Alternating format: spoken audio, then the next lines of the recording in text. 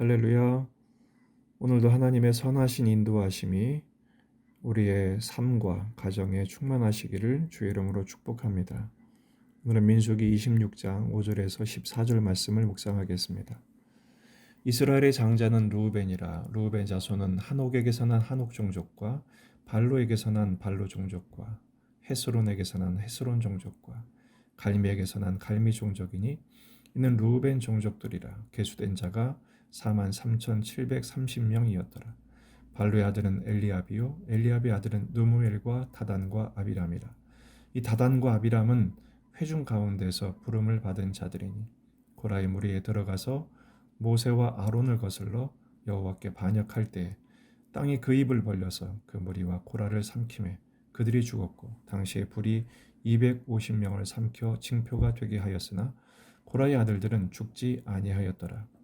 시몬의 자손의 종족들은 이러하니 느무엘에게서 난 느무엘 종족과 야민에게서 난 야민 종족과 야긴에게서 난 야긴 종족과 세라에게서 난 세라 종족과 사울에게서 난 사울 종족이라.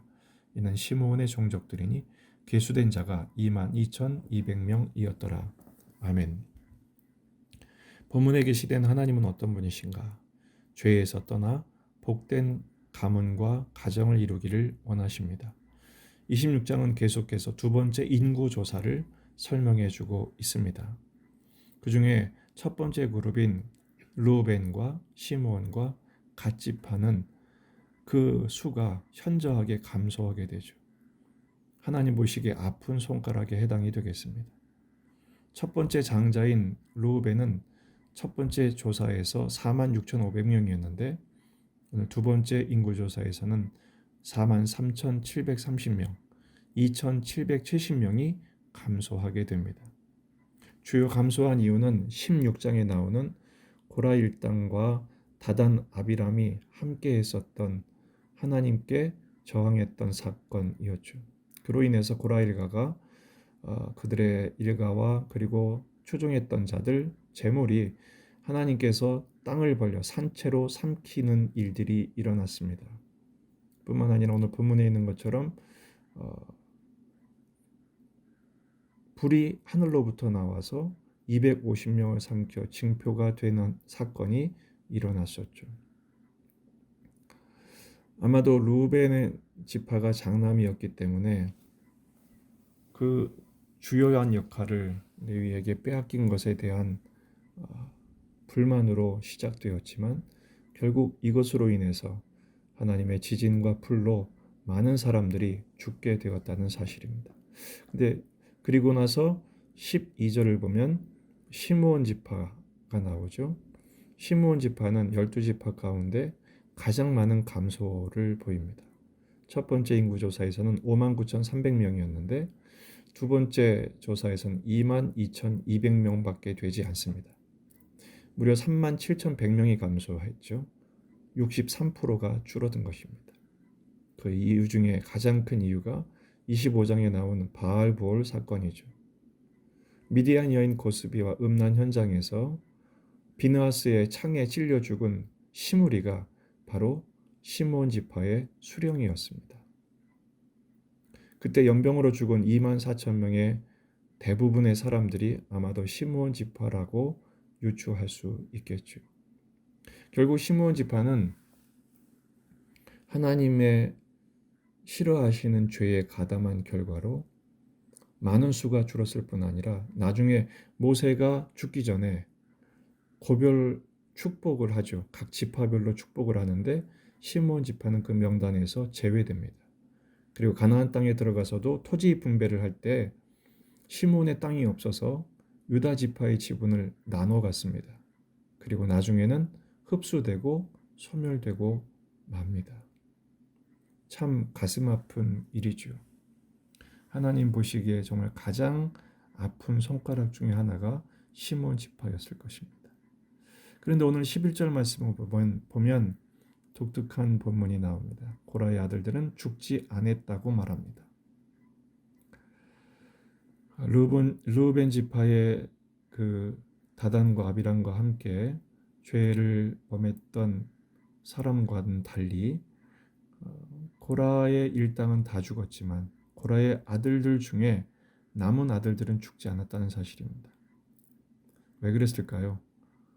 그 고라의 죄에 가담하지 않은 자녀들이 있었다는 사실입니다.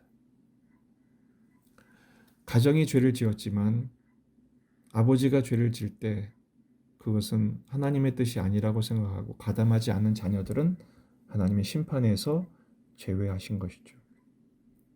성경은 철저하게 연좌죄를 금지합니다. 에스겔 18장 20절 말씀을 보면 범죄하는 그 영혼은 죽을지라 아들은 아버지의 죄악을 담당하지 아니할 것이요 아버지는 아들의 죄악을 담당하지 아니하리니. 비록 고라가 죄를 짓는데 앞장섰지만 그 아들들 중에서 이것은 하나님 뜻이 아니라고 생각하고 가담하지 않은 자들에게는 하나님이 심판하지 않으셨습니다. 오히려 그 남은 고라의 자손들은 하나님의 성전에서 요긴하게 쓰임받는 가문이 되고 맙니다. 곳곳에서 고라 자손들의 명단이 나오는데요. 그 대부분이 어떤 부분은 성전 문지기로, 어떤 사람들은 성전 찬양대로, 그중에 헤만, 에삽, 에단 같은 사람은 아주 유명한 성전 음악가로 이름을 남깁니다. 그리고 시편 150개 시 중에서 12개의 시가 고라의 자손들이 쓴 시입니다. 특별히 시편 42편은 하나님이여 사슴이 시냇물을 찾기에 갈급함 같이 내 영혼이 주를 찾기에 갈급하나이다 라는 시로 아주 유명한 시를 남기기도 했죠. 오늘 본문 말씀은 우리에게 두 가지 교훈을 줍니다. 첫째, 죄에서 신속하게 떠나는 자가 되라는 것입니다. 불순종과 하나님을 향한 저항으로 르우벤과 시므온, 그리고 오늘 다루진 않았지만 갓지파도 굉장한 가문의 감소를 보입니다. 한순간 균형을 잃고 죄된 자리에 가담하거나 선동하는 자가 되면 결국 그것이 가정에 미치는 영향이 워낙 지대함을 교훈해주고 있습니다. 끊임없이 죄와 싸우고 죄된 관계에 얽히지 않는 생활 속에 경건 훈련이 필요합니다. 악인의 꾀를 따르지 않고 죄인의 길에 합류하지 않고 오만한 자리에 함께하지 않는 연습이 필요한 것이죠.